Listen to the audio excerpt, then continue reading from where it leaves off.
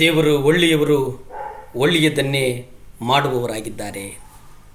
ನಾವು ಕೆಲವು ಸಂದರ್ಭಗಳಲ್ಲಿ ನೆನೆಸ್ತೇವೆ, ಶ್ರೇಷ್ಠ ದೇವ ಜನರಾಗಿದ್ದರೆ ಮಾತ್ರ ದೇವರು ಪ್ರಾರ್ಥನೆಯನ್ನು ಕೇಳ್ತಾನೆ ಅಂತೇಳಿ. ಆದರೆ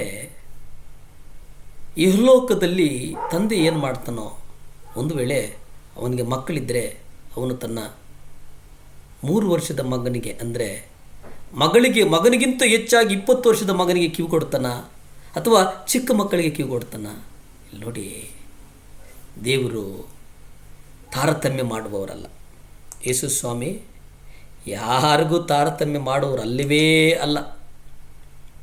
ದೇವರು ಹೇಳ್ತಾರೆ ಒಂದು ಕಡೆ, ಚಿಕ್ಕ ಮಕ್ಕಳನ್ನು ಬಿಡಿ, ಮಕ್ಕಳನ್ನು ದೇವರು ತುಂಬ ಪ್ರೀತಿ ಮಾಡುವಂಥವ್ರು, ತುಂಬ ಪ್ರೀತಿ ಮಾಡುವಂಥವರು ಯೇಸು ಸ್ವಾಮಿ.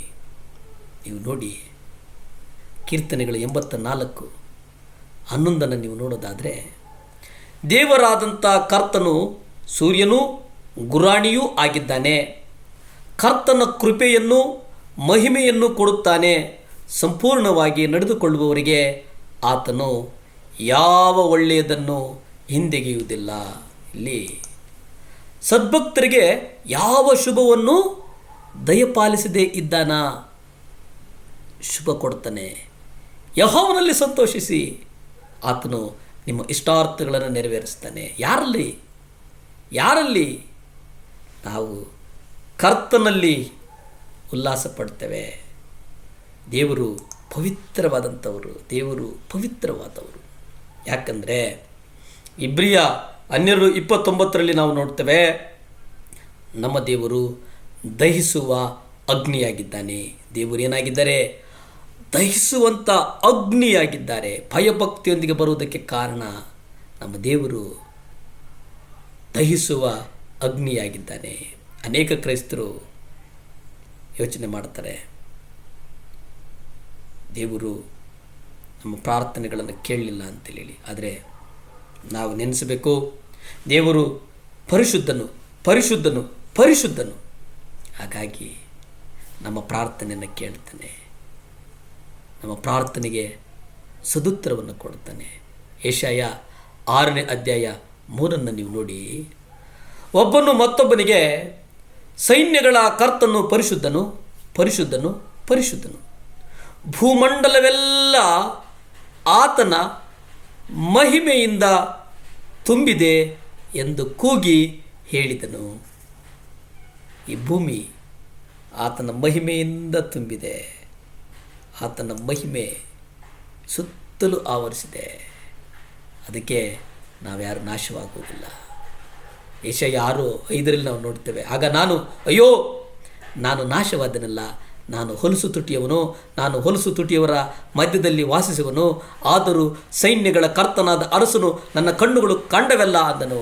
ದೇವರು ನಮ್ಮನ್ನು ಕಾಣ್ತಾರೆ, ದೇವರು ನಮ್ಮನ್ನು ಕಾಣುವವರಾಗಿದ್ದಾರೆ.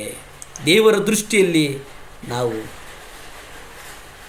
ಅಲ್ಪರು, ಆದರೆ ದೇವರು ನಮ್ಮನ್ನು ಹೇರಳವಾಗಿ ಆಶೀರ್ವದಿಸ್ತಾರೆ. ದಾನಿಯೇಲ 10:8 ನೀವು ನೋಡಿ, ನಾನು ಒಬ್ಬನೇ ಉಳಿದು ಈ ದೊಡ್ಡ ದರ್ಶನವನ್ನು ನೋಡಿದನು. ನನ್ನಲ್ಲಿ ತ್ರಾಣವೂ ಇರಲಿಲ್ಲ, ನನ್ನ ಸೌಂದರ್ಯವು ನನ್ನಲ್ಲಿ ಕುಂದಿ ಹೋಯಿತು, ನನಗೆ ತ್ರಾಣವು ಇಲ್ಲದೆ ಹೋಯಿತು ಅನ್ನುವುದನ್ನು ನಾವು ನೋಡ್ತೇವೆ. ಹಾಗೆ ಪ್ರಕಟಣೆ 1:17 ನಾವು ನೋಡ್ತೇವೆ, ನಾನು ಆತನನ್ನು ಕಂಡಾಗ ಸತ್ತವನ ಹಾಗೆ ಆತನ ಪಾದಗಳ ಮುಂದೆ ಬಿದ್ದೆನು, ಆತನು ತನ್ನ ಬಲಗೈಯನ್ನು ನನ್ನ ಮೇಲಿಟ್ಟು, ಹೆದರಬೇಡ, ನಾನು ಮೊದಲನೆಯವನು ಕಡೆಯವನು ಆಗಿದ್ದೇನೆ. ಪ್ರಾರ್ಥನೆ ಮಾಡಿಕೊಳ್ಳೋಣವೇ. ಭೂಮಿ ಆಕಾಶಗಳನ್ನು ಉಂಟು ಮಾಡಿದಂಥ ಸರ್ವಶಕ್ತನಾದಂಥ ದೇವರ ಸ್ತೋತ್ರ ಸ್ವಾಮಿ. ದೇವಾ, ಪ್ರಕೃತಿಯನ್ನು ನಿಮ್ಮ ಕರಗಳಿಗೊಪ್ಪಿಸಿ ಪ್ರಾರ್ಥಿಸ್ತೇವೆ ಸ್ವಾಮಿ. ದೇವರೇ, ಅತಿವೃಷ್ಟಿ ಯೇಸುವೆ ಆಗಬಾರ್ದು ಸ್ವಾಮಿ. ನಿಮ್ಮ ರಕ್ತದಿಂದ ಸ್ವಾಮಿ ನೀವು ನಡೆಸ್ತೀರಂತ ನಾನು ಬಲವಾಗಿ ನಂಬುತ್ತೇನೆ ಸ್ವಾಮಿ. ಅಪ್ಪ, ಸಹಾಯ ಮಾಡು ಸ್ವಾಮಿ. ಯೇಸಪ್ಪ, ಸಭೆಗಳಿಗಾಗಿ ಪ್ರಾರ್ಥಿಸ್ತೇನೆಯ್ಯ. ಸುಖ ಕೊಡು, ಬಲ ಕೊಡು. ನಜರೇತಿನ ಯೇಸು ಕ್ರಿಸ್ತನ ಅಧಿಕಾರದ ನಾಮದಲ್ಲಿ ಬೇಡಿ ಬಂದು ಪ್ರಾರ್ಥನೆ ಮಾಡಿ ಆಶೀರ್ವಾದಗಳನ್ನು ಹೊಂದಿಕೊಳ್ತಾ ಇದ್ದೀವಿ ಪರಮ ತಂದೆಯೇ. ಆಮೇನ್. ದೇವರು ಒಳ್ಳೆಯವರು, ಒಳ್ಳೆಯದನ್ನೇ ಮಾಡುವವರಾಗಿದ್ದಾರೆ.